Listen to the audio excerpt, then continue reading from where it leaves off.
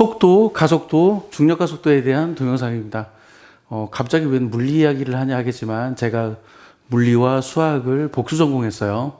저는 물리 학위도 있고 수학 학위도 있어요. 제가 2024년 2월에 요 동영상을 촬영했습니다. 물리에서 말하는 개가 무슨 뜻이냐, 물리에서 말하는 보존, 컨서베이션과 불변, 인베리언트가 무슨 뜻이냐, 그리고 문제를 풀려면 우리가 적당한 개를 잡아야 하는데 그 개를 어떻게 잡아서 문제를 풀 것이냐, 이거에 관련된 동영상을 제가 2024년 2월에 찍었고, 이제 지금이 2026년 6월이잖아요. 그러니까 거의 2년 반 만에 물리에 관련된 동영상을 찍어 봅니다. 자, 속도, 우리가 다 알고 있는 얘기죠. 속도. 네, 속도. 거리를 시간으로 나눈 게 속도입니다.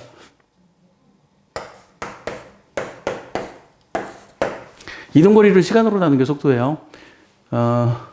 지금 이 동영상에서는 속도, 속력을 구별하지 않고 얘기할게요. 이동거리를 시간으로 나누면 속도가 돼요. 근데 이게 우리가 생각하는 속도고, 그리고 이 속도를 좀 이렇게 넓은 관점에서 생각해 보면, 시간으로 나눈 건 다 속도가 돼요. 좀 넓은 관점으로 생각해 보면. 자, 예를 들어서 제가 다이어트를 한다고 해보죠. 다이어트를 하는데 제가 한 달 만에, 얼마라고 할까? 한 달 만에 15kg을 뺐어요. 한 달 만에. 그러면 제가 평균적으로 하루에 몇 킬로를 뺐을까요? 라고 물어보면, 평균적으로 하루에, 자, 15kg을 제가 30일 동안 뺐잖아요. 그러니까 평균적으로 하루에 0.5kg을 뺀 겁니다. 이게 살이 빠지는 속도인 거죠. 이게 살이 빠지는 속도예요. 자, 머리카락이 자라는 걸 생각해 보죠. 머리카락이 1년 동안 대략 18cm를 자라요. 그럼 평균적으로 한 달에 몇 cm를 자랄까요? 이렇게 물어볼 수 있잖아요. 그러면 18cm를 12달 동안 자란 거지. 그러면 평균적으로 한 달이면 1.5cm를 자라는구나, 이렇게 알 수 있죠. 그러니까 속도는 거리를 시간으로 나누는 게 속도야, 이게 맞는 말이에요, 당연히. 근데 이거를 좀 확장하면, 좀 이렇게 넓은 관점으로 생각해 보면, 어떠한 변화, 어떠한 물리량을 시간으로 나눈 건 다 속도라고 생각할 수 있습니다. 이렇게 다이어트 하는 속도, 질량을 시간으로 나눠, 머리카락이 자라는 속도, 길이를 시간으로 나눠, 이렇게 생각할 수 있어요. 예를 들어서 이렇게 물통에 물을 채우는 걸 생각해 보면, 물을 채워요. 수도꼭지를 들어가지고 물을 채우는데 5분 동안 30리터의 물이 찼다고 칩시다. 5분 동안 30리터의 물이 차면, 그러면 물이 차는 속도가 얼마냐라고 물어보면, 역시 이거를 시간으로 나눠요. 시간으로 나누면 분당 6리터의 물이 차는 거죠. 이런 식으로 얘기를 하는 겁니다. 자, 그리고 우리가 돈 벌 때 시급 월급도 결국은 속도예요. 시급 10,000원이다. 시급 10,000원이라는 말은 내가 돈 버는 속도가 1시간당 10,000원을 번다는 뜻이잖아요. 월급 200만 원이다. 이 말은 내가 돈 버는 속도가 한 달에 200만 원을 번다는 얘기잖아요. 그러니까 이런 것도 시급, 월급 이런 것도 돈 버는 속도를 뜻하죠. 돈 버는 속도. 그리고 손흥민이나 오타니 같은 경우에는 돈 버는 속도가 일반인에 비해서 엄청 빠르죠. 돈 버는 속도가. 그러니까 한 달에 돈을 얼마나 많이 버냐, 이런 관점으로 바라볼 수도 있지만, 돈 버는 속도가 어떻게 되냐, 이런 관점으로도 바라볼 수 있고, 제가 예를 들어서 주식 투자 같은 걸 해가지고 10년 동안 예를 들어서 20억 원을 벌었다고 치죠. 주식 투자 엄청 잘해가지고, 주식 투자, 부동산 투자 이런 거 해가지고 10년 동안 20억 원을 벌었어. 그럼 평균적으로 1년에 얼마를 벌었냐라고 물어보면, 20억 원을 10년 동안 나누면 평균적으로 2억 원을 벌었네. 1년 동안 평균적으로 2억 원을 벌었네. 이런 식으로 생각할 수 있죠. 자, 처음 이야기를 다시 하면, 속도는 이동거리를 시간으로 나누는 게 속도예요. 정확히 말하면 이동거리를 시간으로 나누는 건 정확히 말하면 속력인데 제가 이 동영상에서는 속도와 속력을 구분하지 않는다고 그러죠. 이동거리를 시간으로 나눈 것이 속도입니다. 속도인데 근데 이것만 속도가 아니라 더 넓은 개념의 속도. 더 넓은 개념의 속도. 내가 뭐 살이 빠지는 속도, 키가 자라는 속도, 머리카락이 자라는 속도, 그리고 뭐 물이 채워지는 속도, 그리고 돈을 버는 속도. 이런 것들. 월급은 돈 버는 속도다. 시급은 돈 버는 속도다. 이런 얘기를 얘기하고 자, 그러면 이제 뭘 생각할 수 있냐면 속도가 변하는 속도로 생각할 수 있겠죠. 속도가 변하는 속도. 내가 자동차 엑셀레이터를 빡 밟았더니 처음에 자동차가 정지 상태에서 10m/s의 속력으로 가는데 5초가 걸렸다. 그러면 속도가 10만큼 변했잖아요. 그죠? 속도가 10만큼 변했어요. 5초 걸렸어. 5초. 그러면 자, 이게 5분의 3이에요. 5분의 3. 5분의 3. 3대 5도 5분의 3이죠. 3대 5도 5분의 3. 가끔 인터넷에 보면 이걸 3분의 5라고 읽는 사람들인데 3분의 5 아니에요. 5분의 3이에요. 마찬가지로 미터를 시간으로 나누면 이거를 이렇게 써요. 이게 미터를 시간으로 나눈다는 뜻이에요. 미터 퍼 세컨드가 미터를 초로 나누면 이게 미터 퍼 세컨드가 미터를 초로 나눈다는 뜻이에요. 자, 여기는 미터 퍼 세컨드를 초로 나눴어요. 그럼 어떻게 되냐면 숫자끼리 계산하면 2가 나오고 미터 퍼 세컨드를 초로 나눴으니까 미터 퍼 세컨드 제곱이 되죠. 이렇게 미터 퍼 세컨드 제곱이 됩니다. 자, 그래서 속도가 변하는 속도를 생각할 수 있어요. 이 속도가 변하는 속도가 결국은 뭐냐면 가속도입니다. 가속도는 속도가 변하는 속도고 속도를 시간으로 한 번 더 나눴기 때문에 시간의 제곱이 돼요.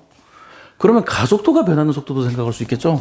가속도가 변하는 속도 있어요. 잘 쓰진 않지만 가가속도라고 있어요. 가속도가 변하는 속도. 그래서 가속도가 뭐 예를 들어서 1m/s 제곱에서 뭐 9m/s 제곱으로 변하는데 2초가 걸렸다. 2초가 걸렸다. 그러면 가속도가 8만큼 변했어요. 가속도가 8만큼 변하고 그 가속도가 변하는데 시간이 2초 걸렸어. 그러면 수끼리 계산하면 4가 나오고 요 단위를 계산하면 m/s의 세제곱이 되죠. 이런 걸 가가속도라고 합니다. 그러니까 자, 계속 강조하는 거예요. 우리가 속도는 이렇게 거리 속도, 시간에서의 속도만 생각할 수 있지만 속도의 개념은 우리가 확장할 수 있어요. 확장할 수 있어요. 다이어트 하는 속도, 돈 버는 속도, 잘하는 속도. 뭐 이렇게 확장할 수도 있고 속도가 변하는 속도도 확장할 수 있습니다. 그래서 속도가 변하는 속도를 가속도라고 하고 속도가 변하는 속도이기 때문에 시간으로 한 번 더 나눠서 가속도의 단위는 m/s 제곱이 되는 거죠. 자, 이제는 중력과 속도 이야기를 해야 하는데 자, 뭐 상식적으로는 다 알고 있을 거예요. 질량에 관계없이 떨어지는 속도는 똑같다고. 가벼운 물체든 무거운 물체든 질량에 관계없이 떨어지는 속도는 똑같습니다. 현실은 그러지 않는데, 예, 맞아요. 현실은 공기의 저항이 있기 때문에 현실은 그러지 않아요.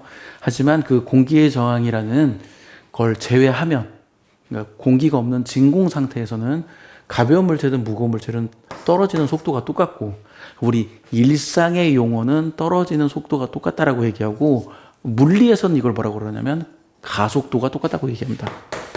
물리에서는 가속도가 똑같다는 얘기예요. 떨어지는 속도가 똑같다고 얘기하지 않고 물리에서는 가속도가 똑같다고 얘기를 합니다. 그러면 이게 뭐 우리 직관은 무거운 게 빨리 떨어질 것 같잖아요. 직관은 무거운 게 빨리 떨어질 것 같다.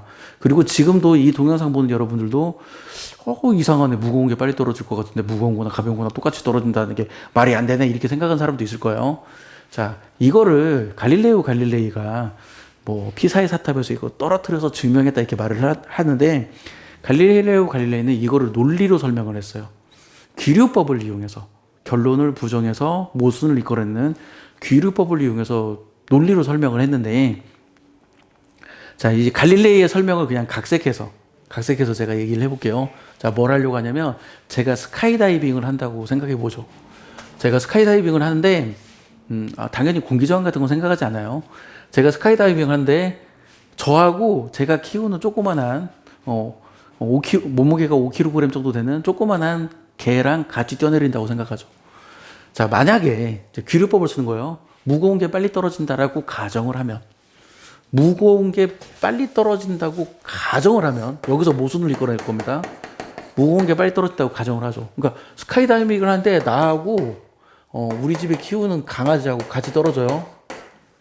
자, 무거운 게 빨리 떨어진다고 가정하면 내가 더 빨리 떨어지겠죠? 오케이. 자, 근데 뭘 생각하냐면 내가 강아지 앞다리를 잡고 같이 떨어져. 이런 상황을 생각해 보죠. 스카이다이빙을 하는데 내가 강아지 앞다리를 잡고 같이 떨어져. 혹은 강아지를 끌어안고 같이 떨어져. 자, 그러면 어떻게 될까요? 속도가. 자, 무거운 게 빨리 떨어진다면 한 가지 관점은 나는 빨리 떨어지고 강아지는 천천히 떨어지니까 이 중간에 내가 떨어지는 속도와 강아지가 떨어지는 속도의 그 중간에 어떤 어중간한 속도로 떨어질 거 아니에요. 중간에 어중간한 속도로 떨어지겠죠? 둘이 이렇게 손잡고 떨어지면 맞죠? 중간에 어중간한 속도로 떨어지겠죠? 근데 이런 관점이 하나 있고 또 하나는 나랑 강아지랑 손잡았어. 그러면 내가 끌어안고 있어. 그럼 전체적으로 무게가 더 늘어나잖아요. 그럼 전체적으로 무게가 더 늘어나면 나 혼자 떨어지는 것보다 더 빨리 떨어져야 하는 거 아닌가? 전체적으로 무게가 더 늘어나면? 모순이 발생하죠? 무거운 게 빨리 떨어진다고 얘기하면 한편으로는 나와 강아지가 내가 떨어지는 속도와 강아지가 떨어지는 속도의 그 어중간한 속도로 떨어져야 돼요. 근데 또 한편으로 생각하면 둘이 합체했으니까 한 덩어리로 떨어지니까 무게가 무거우니까 더 빨리 떨어져야 한단 말이죠. 그러면 이게 모순이 발생하죠. 이게 말이 안 되잖아요. 어중간한 속도로 떨어진 것 동시에 더 빠른 속도로 떨어진다니. 모순이 발생하잖아요. 모순이 발생해요. 그래서 이런 모순이 없애려면 어떻게 되냐면 떨어지는 속도는 똑같아야 한다. 떨어지는 속도는 똑같아야 한다. 이게 갈릴레이가 설명한 방법이에요. 자, 무거운 물체든 가벼운 물체든 공기 저항이 없다면, 공기 저항 때문에 좀 달라지긴 현실에서는 좀 달라지지만 공기 저항이 없다면 무거운 물체든 가벼운 물체든 떨어지는 속도는 똑같다. 약간 현실 이야기를 하면 우리가 이제 사람하고 대화할 때도 그런 걸 따져야 하잖아요. 이 사람이 막 웃으면서 나랑 얘기를 하는데 이게 진짜 웃는 건지 아니면 얼굴은 웃으면서 지금 뒤에서 칼 들고 내 뒤통수 치려고 지금 노리고 있는 건지 이러한 파악을 해야 하잖아요. 보여지는 것과 실체를 구분해서 받아들여야 하잖아요. 그것처럼 공기 저항 때문에 떨어지는 속도가 달라 느껴져. 이거는 보여지는 거고 실체는 공기 저항을 생각하지 않으면 어쩌거나 무거운 물체랑 가벼운 물체랑 똑같이 떨어진다. 요게 실체입니다. 자, 그래서 우리 일상의 용어는 무거운 거랑 가벼운 거랑 똑같은 속도로 떨어져. 이게 우리 일상의 용어인 거고 물리에서 말하는 정확한 표현은 무거운 물체랑 가벼운 물체랑 떨어지는 가속도가 똑같아. 이게 정확한 표현이에요. 그래서 가속도, 지구 중력에 의해서 끌어당겨지는 가속도는 무거운 물체든 가벼운 물체든 똑같습니다. 그게 그 중력 가속도를 G라고 하고 대략 9.8이에요. 그러니까 무거운 물체든 가벼운 물체든 9.8의 중력 가속도로 떨어져요. 9.8의 중력 가속도로 떨어지고 그리고 물리를 잘 모르는 사람도 F는 ma라는 공식은 알고 있잖아요. 힘은 질량 곱하기 가속도. 힘은 질량 곱하기 가속도. 자, 나의 질량 그리고 지구가 끌어당기는 중력 가속도. 이게 중력이 됩니다. 중력이 돼요. 중력. 나의 질량 곱하기 중력 가속도가 중력이 돼요. 나의 질량 곱하기 중력 가속도가 지구가 나를 끌어당기는 힘입니다. 거꾸로 내가 지구를 끌어당기는 힘이기도 해요. 작용 반작용의 법칙에 의해서. 자, 그래서 지금 쭉 얘기를 한 거예요. 이 지금 제가 설명하는 이 개념이 그 처음에 저도 제가 중학교 때 이거 배울 때 정말 어려워했었어요. 특히 가속도가 왜 미터 퍼 세컨드 제곱인지 이게 정말 어려웠었어. 근데 이걸 지금 설명해 주는 거예요. 속도가 무엇이냐? 속도의 의미를 확장하고, 그러면 속도가 변하는 속도도 생각할 수 있겠네. 그게 가속도였어. 그리고 무거운 물체든 가벼운 물체든 떨어지는 속도는 똑같아. 이건 우리 일상의 용어이고, 물리에서는 무거운 물체든 가벼운 물체든 떨어지는 가속도는 똑같아. 이게 물리의 정확한 표현이고, 그러면 지구 중력에 의해서 떨어지는 가속도는 항상 일정하다고, 그거를 중력 가속도라고 하고, 그리고 그 중력 가속도에다가 질량을 곱하면 그게 중력이 된다. 나를 끌어당기는, 지구가 나를 끌어당기는 중력이 된다. 또는 내가 지구를 끌어당기는 중력이 된다. 지금 이 얘기를 하는 거고요. 그리고 달도 나를 끌어당깁니다. 중력의 적용 범위는 우주 끝까지 적용되기 때문에 달도 나를 끌어당겨요. 태양도 나를 끌어당깁니다. 태양도 나를 끌어당겨요. 그래서 대충, 정확하게는 아니지만 대충 태양에 의한 중력 가속도.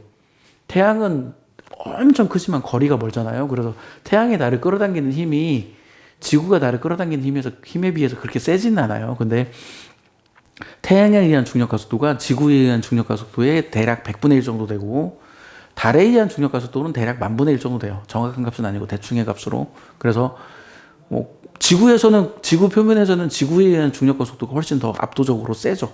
더 압도적으로 세요. 그래서 우리는 지구 표면에서는 태양이나 달은 잘 생각하지 않고 지구만 생각하면 되는 거고, 그리고 중력은 우주 끝까지 적용되기 때문에 태양도 나를 끌어당기고 달도 나를 끌어당긴다. 안드로메다 성운도 나를 끌어당긴다. 그렇게 생각하시면 될 겁니다. 자, 지금까지 오랜만에 물리 얘기를 했고, 이 다음 이야기도 진행을 하겠습니다. 이 다음 이야기는 뭐냐면, 이 수식을 해석하는 거예요. 수식을 해석하는 거. 물리는 수식을 해석하는 능력이 굉장히 중요합니다. 자, 지금까지 발길이었어요. 마칠게요. 만약에 공개가 되어 있다면 이 위치에 수식을 해석하는 동영상이 있을 겁니다. 마칠게요.